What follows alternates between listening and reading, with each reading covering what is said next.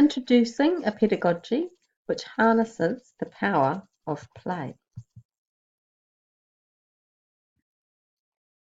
Welcome to my YouTube channel. I'm Priscilla Allan and I am a maths teacher. The past use of this channel has most often been a bottled classroom situation. So the video was recorded inside the classroom and it was teacher-centered learning. Now I've sort of shifted and I'm wondering if play is the highest form of research, then why is it missing from the secondary school curriculum?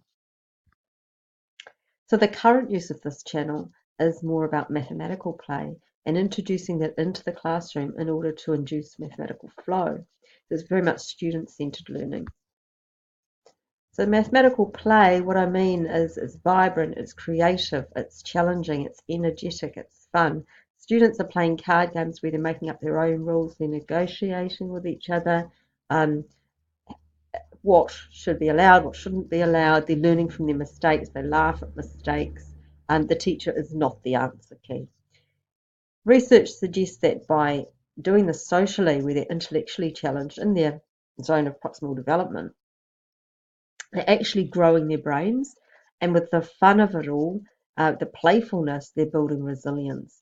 The key idea here is reducing mathematical anxiety, which has been a big problem, and we can't just keep doing the same thing. We have to think outside the box to get around this.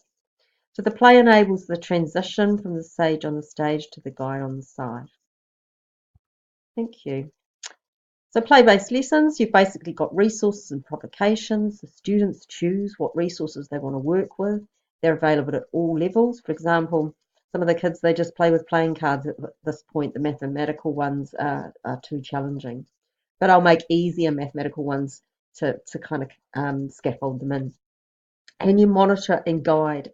So when you see someone struggling with a particular resource, you swap the resource out, and you might say, hey, that resource is a little bit easy for you. How would you like to try this one? So it's early childhood pedagogy. It's not secondary school pedagogy.